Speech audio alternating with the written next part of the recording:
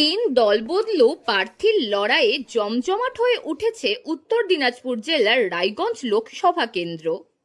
লোকসভা নির্বাচনের আগে এলাকার মানুষদের দাবি ছিল এবার কোনো বহিরাগত নয়, জেলার মানুষকেই প্রার্থী করতে হবে প্রত্যেকটি রাজনৈতিক দলগুলোকে। এই নিয়ে তীব্র আন্দোলন দেখা দিয়েছিল রায়গঞ্জ সহ গোটা জেলা জুড়ে। আর সেই মোতাবেক বাম কংগ্রেস জোট, তৃণমূল কংগ্রেস এবং বিজেপি দল এখানে তাদের প্রার্থী ঠিক করেছে স্থানীয় মানুষকেই।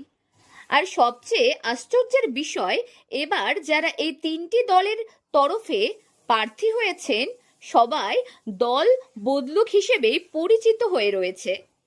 বাম কংগ্রেস জোট প্রার্থী আলী ইমরান রামজ যেমন ফরওয়ার্ড ব্লক থেকে কংগ্রেসে জয়েন করেছেন, তেমনি তৃণমূল কংগ্রেসের প্রার্থী কৃষ্ণ কল্যাণী বিজেপির বিধায়ক হয়ে তৃণমূল কংগ্রেসে যোগ দেওয়ার পর তিনি এখানে এবার টিকিট পেয়েছেন।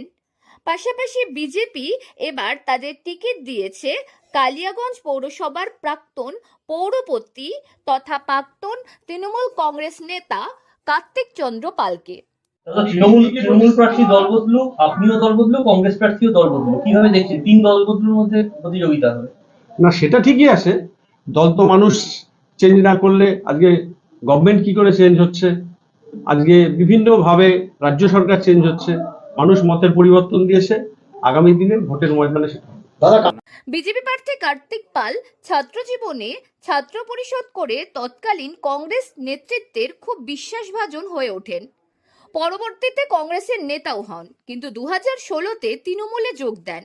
2020 শেষে তৃণমূল থেকে সরাসরি বিজেপিতে ঝাঁপিয়ে পড়েন। কার্তিক বাবুর রাজনৈতিক কেরিয়ার রামধনুর মতোই রঙিন বললেও ভুল হবে না।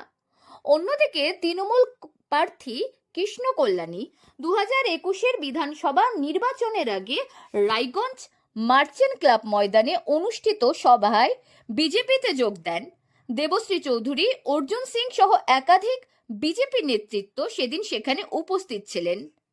বিধানসভা নির্বাচনে জিতার কিছুদিন পরে তিনি ঘাসফুলে আস্থা রেখে তৃণমূলে যোগ দেন। আপনাকে বিশ্বাসঘাতক দল বদলু বলতে হবে যে কোনো কর্মসূচি? না, কৃষ্ণ কল্যাণীর প্রথম কথা হচ্ছে পিঠ দেখিয়ে বিজেপি ছাড়েনি, বুক চিতিয়ে ছাড়ছি। আমি বিজেপিকে উপযুক্ত সময় দিয়েছিলাম, আপনারা দেখেছেন। আগে কর্মসূচি ছেড়েছি, তারপর বিজেপির বোর্ডটা খুলে রেখেছিলাম, আপনাদেরকে বলেছিলাম বোর্ডটা একদিকে হেলে গেছে, যদি খুলে রাখছি, যদি রিপেয়ার করার মতো অবস্থা থাকে রিপেয়ার করবো, নাহলে নতুন বোর্ড লাগাবো। তো ওই বোর্ডটা রিপেয়ার করা যায় না, মানে ওই দলের বোর্ড রিপেয়ার হবেই না, ড্যামেজ হয়ে গেছে। তো সেই জন্য চেঞ্জ করে দিয়েছিলাম।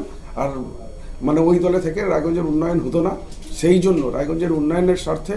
আর ওই ওনার সাথে আমার আইডিওলজি ম্যাচ হচ্ছে না। মানে বিজেপি দল অ্যাকচুয়ালি আরএসএস-এর দল, যে আরএসএস করবে তার দাম আছে, যে আরএসএস করবে না তার দাম নেই। কৃষ্ণ কল্যাণ। আবার কংগ্রেসের প্রার্থী আলী ইমরান রামজ উর্ফে ভিক্টর সারা ভারত ফরওয়ার্ড ব্লকের 3 বারের বিধায়ক ছিলেন।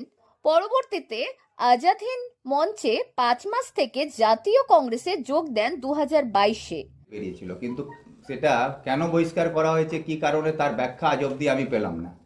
আমি একটা ফরওয়ার্ড ব্লক থেকে বেরিয়ে একটা আলাদা দল আজাদ হিন্দ মঞ্চ গঠন করেছিলাম, এবং সেই দলকে নিয়ে আমি ফরওয়ার্ড ব্লকের ভিতরে থেকে বামফ্রন্টের সঙ্গে থেকে আমি অনেকগুলো মিছিল মিটিং সবই করেছিলাম। তাতে বিমান বোস আমাদের সঙ্গে ছিলেন, মোহাম্মদ সালিম সাহেব আমাদের সঙ্গে ছিলেন, সূর্যকান্ত মিশ্র ছিলেন, অনেক জায়গায় আমরা সভা করেছি। তার মধ্যে দিয়ে এটা প্রমাণিত হয়েছিল কি ফরওয়ার্ড ব্লক যেটা করেছে সেটা ফরওয়ার্ড ব্লক দল পার্টির যে গঠনতন্ত্র না মেনেই এটা করেছিল। তার জন্যই বামফ্রন্ট আমাকে সঙ্গে নিয়ে কিন্তু মিছিলে হেঁটেছে, আমার সঙ্গে প্রোগ্রাম করেছিল। সেখানে বামফ্রন্ট আমাকে আজাদ হিন্দ মঞ্চ হিসাবে মর্যাদাও দিয়েছিল।